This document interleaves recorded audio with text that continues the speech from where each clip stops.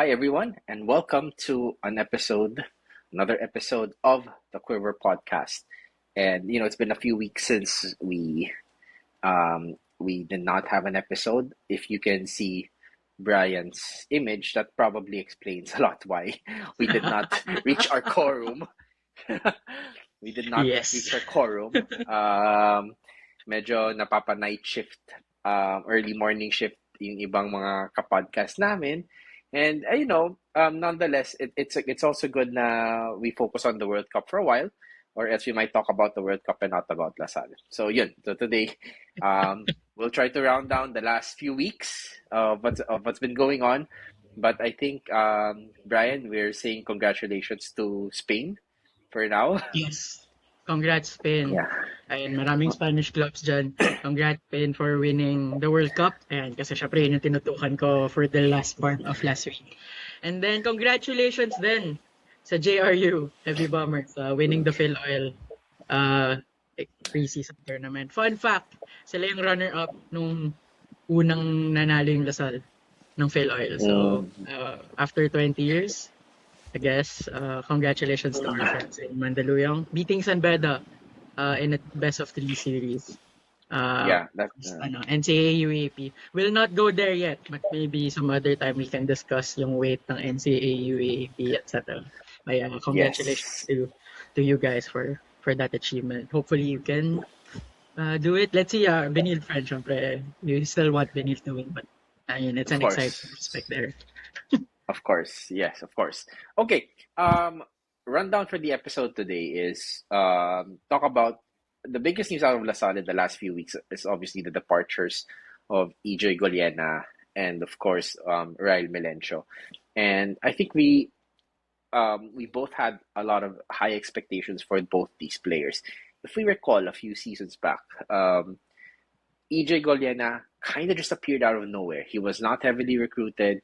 He was not. He was, if I recall,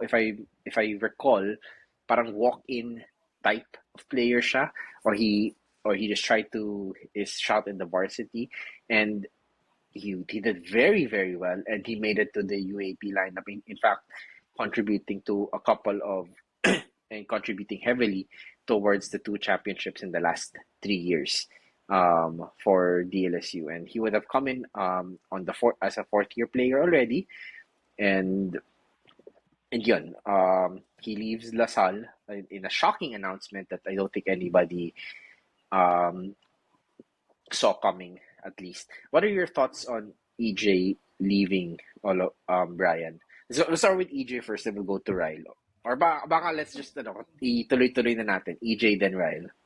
Sige, let's split it into two and say EJ first. Of course, EJ guested here once as well. So thank you for that, EJ. We appreciate you as a Lasallian there. And also won two championships in the 3x3. So alam mo yung dedication niya in representing Lasal. It's not limited to the 5-on-5. Talagang whenever he puts on the Lasal jersey, you can see that fight in the kid. Syempre, performances, alam mo yun, parang it's unrealistic to expect 100% all the time in terms of yung ups and downs. He knows it himself na meron siyang shortcomings. I think he was one to apologize nung game 3, loss natin nung season 87 na parang he missed two free throws which could have made it trickier pa for UP to seal that game. And then yun, parang in this when you see EJ Goliana on the floor for Lasal, talagang he'll give it his best, and that's one thing that probably would have to be filled by new people coming in, because we also have to acknowledge when people leave, people will take their place, either first year or some other people in our camp. Diba? Maraming players waiting in the wings in our system. So for me, EJ, yeah, he's been a vital cog and been expected even by the likes of Earl Abadam. I think when we spoke to him, he also saw EJ as one of those next in line after them and JC in our conversations na parang can really lead Lasal to greater heights year after year, of course, in progression and all that. So I think that would be sorely missed from EJ. And then it's also another player who has familiarity with the Lasal system that will be missed. Of course, we wish him all the best wherever he decides to go. Whether it be, ang rumor ata is NCAA school, but it hasn't been formally announced where. Um, could also be pro if, let's say, he gets an offer there. Let's see. Of course, aside natin, I wish EJ all the best there, and I'm pretty sure since it's going to be not in a UAAP school, whenever he'll watch UAAP, he'll definitely align with LaSalle and hope to see you in the games. Okay, and yeah, I wanna like I think the interesting thing, sige, we'll talk about EJ for a while, right? And we'll give our flowers to him. We love our, of course, as a fan, as fans, we do love players who played for us, especially what EJ did for the team. Like how passionate he was, how much he really cared about it, and obviously would have been a great team captain in the future. But obviously, it's not going to happen right now. Now, I want to talk about this very quickly, Brian. We're losing a player with a lot, and I mean a lot of championship experience, right? This guy has been in the finals 3 years, and normally pagdating ng fourth and fifth year mo, that's when you're already going to be like you're already at the peak of your college career, and he leaves us at a time when arguably we would have needed his contributions the most. Um, and how do we think we're going to replace this, or is it going to be that much, or is it something replaceable with something else? Um, Mahirap at first. I think, syempre, sasaluhin pa din siya nung whoever is already there. You see the likes of JC, Boris, Dungo, really going to be the presence that will be felt to fill that void. But of course, you also gave an opportunity to the new players, sina LeBron and even si Kines, even the upcoming new recruits, sina Saibul, si Sardon, and si Tavera, which we will speak about a bit more afterwards, diba? Parang you you'll also give them a chance to show or to match what EJ has shown under LaSalle program. And kung talagang ano din to, test magiging ano din yan, test din yan sa system ni Coach Lopez. If yung dito yung buy-in is limited to just a select players, or is it everyone who steps in the LaSalle gym, ganun yung mindset na talagang commitment nila is visible to us fans. Parang ganun yung impression na Yeah, probably that's right. hanapin natin, di ba? Parang, Yeah, that's right. Okay. We'll move on very now to Ryle Melencio, who obviously was a standout from Zabel. Played very well, and unfortunately got hit by a really bad set of injuries for the during the last 2 to 3 years, but finally suited up last year. And we'll never forget his 3 point shot that kissed the top of the board and went in from yes. the corner. I don't think like that's a very hard shot to make, right? Now, obviously, the thing with Melencio though is, even though it was only his first playing year last year, he would have brought in a lot of experience already, coming through the program, going through the motions, training with the boys, and having that mindset of coming back from injury and succeeding, right? Like we talk about one of the more famous stories here about people with ACS coming back is Kim Montalvo, who lost his explosiveness and became a lockdown defender, but became very important cog for the Green Archers during that time, but more so in the PBA also, where eventually he would also use that to his advantage. Now, with Ryle, he leaves the team as a champion, and but we will miss the culture that he brings as well, right? As someone who's grown up in the LaSalle system, who's been there through ups and downs, and siguro Brian, maybe one last quick comment on Ryan before we go to the people who are supposedly going to take to replace them. Yeah, first of all, dito talaga dapat natin pinakongratulate yung JRU eh. Kasi obviously, Rael Malencia's departure, he also announced that he will move to JRU. So, he'll not play this season just yet kasi residency, but I think he'll be one of the key guys for them in season 103. So, I ang basa ko naman kay Ryle is that, yeah, I think it would have been still difficult for him to really get a role. I've learned that he's B-League local eligible pala because of his ties with Japan, diba? So, I think it's an opportunity for him to bolster his stock, which I don't think he'll be the lead guy because ang dami nating wings. He will be an important guy, pero dahil sa dami ng wings sa Lasal, parang it's not something na nakikita mo na I think our wings embrace that na tipong walang A1 na choice, parang 1A, sorry. Walang 1A na choice sa wings natin, parang walang 1A lang or 1B, 1C. Marami sila na sabay-sabay. I think with Rel, he's probably looking for that um pampaangat pa lalo. And if he can't see it with Lasal, then obviously he'll have to look for it elsewhere. And maybe Jerry is the perfect fit for him. Yun yung assessment nila. And yeah, to me, it will be a big loss. And parang nakikita ko yung locker room vibe kind of guy siya. Yung tipong he doesn't really have to play that much. But when he plays, he shows his teammates what to do. Yun nga, being the guy who's there for years, even if one playing year pa lang, alam na niyang ins and outs, alam na niya yung challenges, alam na niya yung triumphs, kilala na rin niya yung mga teammates. So that's I think what we'll lose as a team sa Lasal. And if that can be rubbed off to JRU, then the Bombers would definitely have something for keeps kasi diba?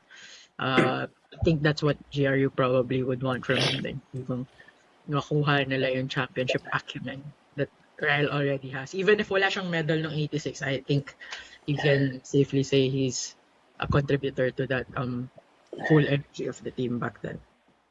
For sure, for sure. Now, I wanted to talk about siguro one last thing before we move on to the new recruits, right? Is, players are allowed to look for opportunities um that they imagine to be better for them. And I think this is part and parcel of everything, right? Like this is the reality then of college basketball right now. Na hey, it's okay if people leave, right? Um, you gotta do what you gotta do for your career, and I don't think we should particularly feel too bad about that. I think is probably the term I should be using for this. But that being said, we are very thankful of their contributions to the green and white, especially over the last few years, and we wish them nothing but success as well in their in their careers wherever they may end up. And I'm pretty confident that both of them will end up in a fairly good spot. I think that's something that that I can say now relatively certain for a Lasallian basketball player. Okay, so all right.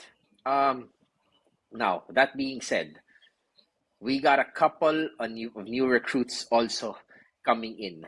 That will, I don't want to use the word replace. That sounds a little bit. That sounds a little too much. That sounds a little too much for me. But they are the ones who will take on the role that was left behind by these guys. So siguro Brian, rundown na lang of who they are and what they can do for us siguro.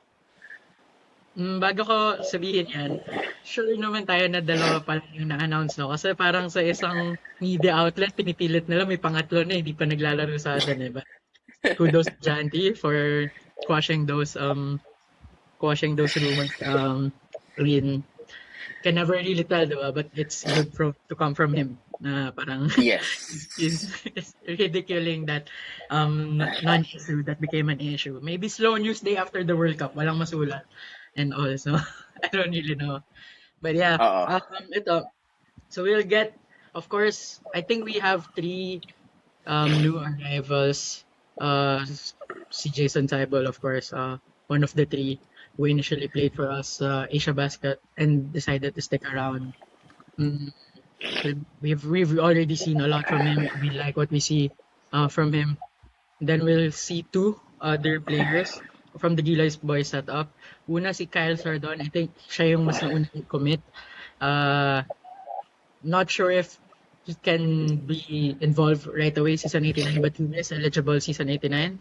Uh, been a good player for them sa rotation. Think he's getting a lot of minutes. And of course, Joaquin Tavera, who we've come across not just once but twice during the preseason. First with Gilas Boys and then with UP, and then all of a sudden a week after ba or so decided to hop on to us for good. And I think we'll have a couple more pocket tournaments, one domestic, one international coming up, and maybe that's who we can judge how he can contribute to this LaSalle system. But he's another one to add to that guard mode.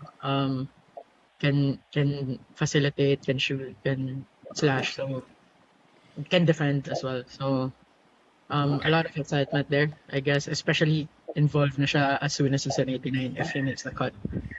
We know in Lasal, diba? Even Jacob, he cannot, I mean, siguro 99% sure in he'll make the cut, but I think the players just think of it as we'll do our best and if we make the cut, we Yeah. will. Kasi maraming players involved eh. Like, I don't want to say na may mga shoe-in na, kasi man tayo nag-decide. Yeah, definitely. Players will work to make their spot count. Okay. So, a lot of players. So we have a lot of players, like ready to take on. But are you concerned about their size, Brian? What do you think about that? Because Goliena is a relatively big guard, and also Melencio is, as you know, is also quite big. But the guys who are replacing them are all a little bit, or at least the ones we've recruited so far, are a little bit small. Again, security agency type of vibes. What do you think, or does this just open up a little bit more opportunity for the other guys? E.g., Dungo will probably get more playing time. LeBron Diep might move down a little bit more, but it also tightens up the spot for the likes of Sinakines, Gomez. What do you think about this whole situation? That's an interesting way to see it kasi tama ka. There will be concerns about size. There were already concerns. There were already concerns, diba? With our depth in our front court. We know Mason, Pabs, and perhaps one or two of our FSAs can hold the fort there. But in a long season, especially if matutuloy yung setup na there can be two FSAs lined up in a season roster but only one would be eligible per game. So parang ano siya, mix and match siya in that sense na parang if you field, let's say hypothetically it's Henry and Mo, diba? If you field Henry, of course Mo will not be eligible for that game. And then the next game, it could be Mo would be eligible and then Henry yung ineligible. Hindi pa yan confirmed by the UAP as with all other things, right? But yun yung alam kong pinropose and nilutang sa media na set up for season 8. So if that comes to fruition, of course, it will offer a lot more interesting questions sa Lasal sa front court depth, which now would spring into not just the 4 and 5 positions, but even 3. Kasi nga, EJ can be a reliable 3. So it's Rahel, who's actually seeing good minutes prior to his departure. Parang, you know that when the season started, he could have had at least 10 minutes per game. Nandun siya sa pathway na yan. So, you see the likes of Vores, yun nga. Diep could be a mobile 3, even Mason or Pavs could be a 3 if let's say sabay sila with the FSA. It will definitely make our players more agile. Na tipong they couldn't be locked into what they're just expected to play. Parang it could make our team more systematically aligned, but I can't say right now how the system would look like. It's more of depends who's on the floor. If you have Saibol and Jacob, you have two complementary players that will be pwede na sila parisa ng tatlong either dalawang wings or isang wing lang and then dalawang low post players. Mga ganyan. Of course, the coaches, maybe it's a good headache for them at this point in the season, and makikita nga natin in the upcoming pocket tournaments how they will resolve those issues, because those are valid concerns. Yung nabanggit mo na they could be small, plus the lack of familiarity as compared to, let's say, Hadrel and EJ stayed, diba? Syempre, that would have been more solid uh, option initially, but then malila natin the changes afoot could be more solid. Diba? Still around 6 weeks maybe from now to Yeah. the start of the season. So yeah, to me yun yung something that the team should use ahead of season 89. Yeah, hindi siya straight line right now, right? Like there's going to be a lot Mhm. of surprises. And in fact, to like we could also theoretically use our small size to our advantage. Like could we Mhm. could just play like small ball run and gun because we have a lot of guards, and I think as everyone knows, the biggest issue we have is actually on in our big man rotation. We don't have a Mike Phillips anymore, and the FSAs right now are a question mark coming into the season. And I could imagine a world where you can have Mason and Daep, both runners, by the way, who can run, but not exactly the tallest guys on the in the world. Then you have a Doy Dungo on in the wing, plus rotating with JC and Earl, and then your bunch of guards, and then they're pushing really hard and bringing up the minutes, the intensity throughout the entire game, but also extending the rotation further. So people are exerting more effort, but deepening the use of the bench. So we'll see. It'll be interesting to see how we adjust this into the coming season. But of course, there's a lot of questions that needs to be answered coming into the season. The rules on the two FSAs, the eligibility of our FSAs as well, and of course, the last thing as well is what will the UAP decide um, with regards to the Ateneo Blue Eagles. So as far as we know, today's July 26th. The deadline passed on July 24th. So we're just gonna wait for the UAP as well to see what they will decide on that. Because obviously, like um, depending kahit anong sabihin natin, um, that decision will affect a lot of things kasi moving forward, right? Like for instance, let's just say in a world na if in a world na hindi sila suspended, how do we planning for a 14 game season is different from planning from a 12 game season, right? So let's say we plan for a 14 game season, so we can use that a little bit more as well. Then we also need to know if the FSA rules will come in and will be fixed. But of course, if they also decide to suspend Ateneo, then that also changes the way we plan things. And a Final Four with 7 teams is different from a Final Four with 8 teams, diba? So, and of course, the time of the season will shorten. All of these things will affect everything. So, we have to wait and see what's going to happen here. But as far as LaSalle is concerned, um, there's still a lot of time to wait. And I think we're joining a couple of pocket tournaments also. I saw some posts earlier today about some pocket tournaments the team is Yeah. joining. So, Mm-hmm. again, um, yeah, slow news day for Lasal. Expectedly slow news day for Lasal. As it's July Better. already. But Better siya, di oh, ba? Like, you don't want more. You don't want more departures. Or, I mean, you could want more yeah, arrivals, pero masikip na din eh. So, I mean, that's how it should be. Maybe yeah, more of yeah. coming month. Obviously, August won't be as low. Yun ang masisigurado natin, because by that time, we'll probably know more. Uh, and we could have one or two of them if availability matches, diba? Let's see. Abangan nyo rin yan. If may request kayo, I think, yeah, just leave it in the comments and we'll do our best, of course, to make that happen. Yeah. And no, and of course, and they tried to make news with John Tipa, diba? So, Exactly. Yeah. well, I But, mean, I mean, not I'm not I don't want to get too controversial about it, but mhm. um, as a Lasal podcast, I think we have to say this.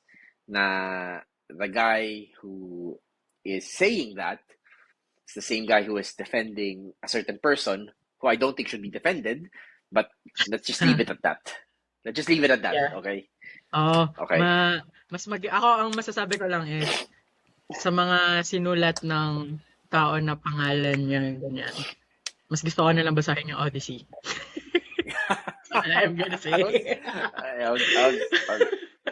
I was about to make the same joke. I was about to make the exact same joke. Yeah, Just read the watch Odyssey. out. Or Iliad. Yeah. Pero wag na yung iba.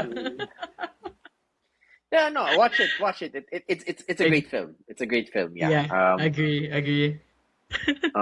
But walang 70 millimeter here. Pero si Kiko siguro he can experience. Yeah. All right. I think that's about it. That's about it. For our episode for today, we've done our best to extend it as far as possible, but expect this to ramp up a little bit more as we get closer to the season, and we're excited. Ito na, UAP na ulit. Malapit na. Konti na lang. 48 days na lang, to be exact. As of recording. 48 days is nothing. Almost 7 weeks pa. So konti na lang. And I think all I'm gonna say here is that I think on behalf of the Quiver podcast, we are hoping for a round 2 of Sophie Espiritu, of course. I'm just not sure if I'm just not sure about that, but fingers crossed also for us. So, yon. Anything else we're missing out here, Brian? Wala. Siguro next episodes, obviously, we might talk about some of our memory lane, especially if tama ba na we can talk about that 2006 suspension. Let's see if mabibring up siya.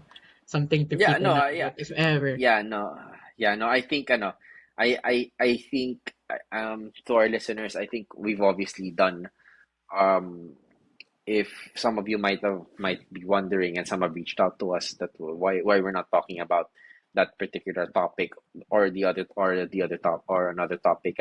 It's just, as far as we're concerned, this is a Lasal podcast, right? And we're gonna try to keep it that way. And konting sundot, sure, but we'll be as factual as possible.